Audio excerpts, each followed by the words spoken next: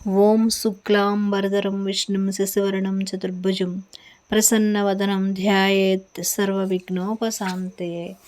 శాంతాకారం భుజగశయనం పద్మనాభం సురేశం విశ్వాకారం గగనసదృశ్యం మేఘవర్ణం శుభాంగం లక్ష్మీకాంతం కమలనయనం యోగిరుధ్యానగమ్యం వందే విష్ణుం భవభయహరం సర్వలోకైకనాథం. లక్ష్మీం క్షీరసముద్రరాజతనయాం శ్రీరంగదామేశ్వరీం దాసీభూత సమస్తదేవవనితాం లోకైకదీపాంకురం శ్రీమన్మందకటాక్షలబ్ధ విభవద్బ్రహ్మేంద్ర గంగాధరం త్వాం త్రైలోక్యకుటుంబీనాం సరసజీం వందే ముకుందప్రియం. శ్రీ మాఘపురాణము 1వ అధ్యాయం. మాఘమాస మహిమ. మన భారతదేశం పరమ పవిత్రమైన కర్మభూమి. యజ్ఞాలు, యాగాలు, తపస్సులు, యోగాలు, హోమాలు, ధ్యానాలు, దైవ కార్యాలు ఎన్నో జరగడానికి ప్రధానమైన ప్రదేశం ఈ ప్రపంచంలో భారతదేశమే. ఇక్కడ వేదాలు అవతరించాయి. పవిత్రమైన కర్మకాండలు ఆచరణలో ఉన్నాయి. మహాత్ములైన మహర్షులు ఈ భారత భూమిని తమ అడుగుజాడలతో పరమ పవిత్రం చేశారు. ప్రజల పాపాన్ని పోగొట్టగలిగే గంగా, యమున, గౌతమి, కృష్ణ, కావేరి మొదలగు మహానదులున్నాయి.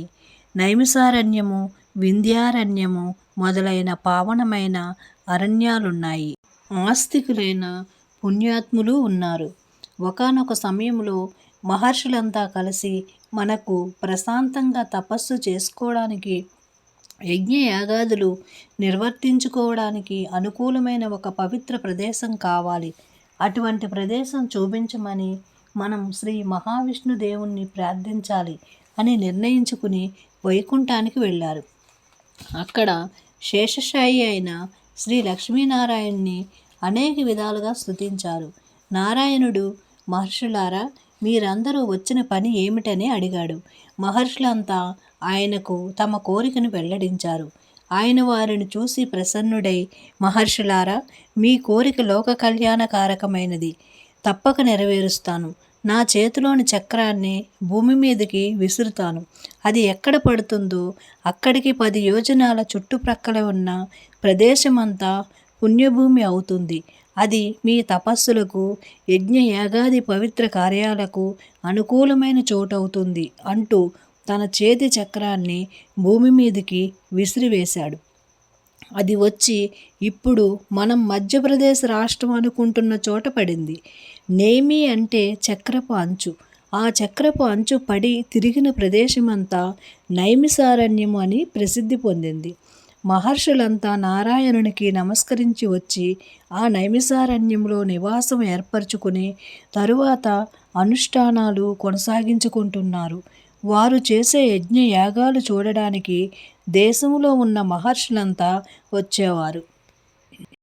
ఒకసారి సౌనకాది మహర్షులంతా లోక కళ్యాణం కోసం 12 సంవత్సరాల పాటు దీర్ఘసత్రయాగం చేస్తున్నారు. ఆ సమయంలో వ్యాస మహర్షి శిష్యుడైన రోమహర్షణుని కుమారుడు సూత మహర్షి అక్కడికి వచ్చారు. రోమహర్షణుడు వ్యాస మహర్షి శిష్యుడు. వ్యాసుడు తాను రచించిన పురాణాలన్నింటినీ ఆయనకు చెప్పాడు. ఈ రోమహర్షణుడు తన కుమారుడైన సూతునికి వాటినన్నింటినీ బోధించాడు. ఈ తండ్రి కొడుకులిద్దరూ లోక సంచారం చేస్తూ పురాణాలన్నింటినీ ప్రచారం చేస్తూ ఉండేవారు. ఈ సూత మహర్షి నైమిసారణ్యంలో యాగం చేస్తున్న సౌనకాది మహర్షుల దగ్గరకు వచ్చాడు. సౌనకాది మునులంతా ఆయనకు అతిథి మర్యాదలు చేసి ఉన్నతాసనం మీద కూర్చోబెట్టి ఆయనతో ఇలా అన్నారు. ఓ సూత మహర్షి, వ్యాసునికి ప్రియ శిష్యుడైన మీ తండ్రి పురాణ కథలన్నీ వినేవారి శరీరాలు ఆనందంతో పులకరించేటట్లుగా చెప్పేవాడు. అందుకే ఆయన్ను రోమహర్షణుడని సార్థక నామం సంపాదించుకున్నాడు. ఇప్పుడు మీరు కూడా మళ్ళీ మీ తండ్రి అంత పురాణాది విషయాల్లో పాండిత్యం సంపాదించి తండ్రికి తగ్గ తనయుడు అనిపించుకున్నారు.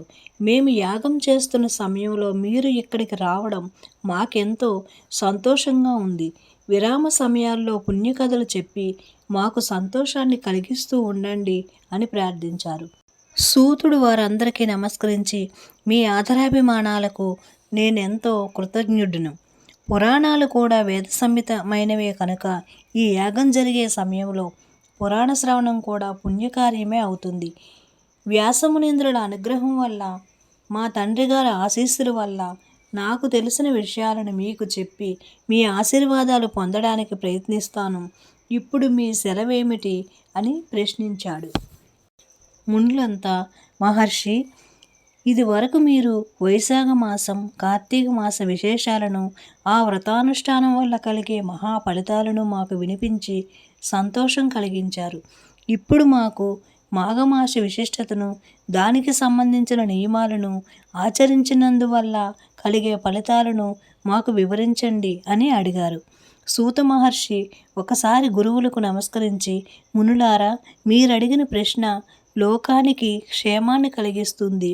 మీలాగా యజ్ఞ యాగాలు చేయలేని అసక్తులు సులభంగా తరించడానికి ఈ మాఘమాస వ్రతం ఎంతో అందుబాటులో ఉంటుంది.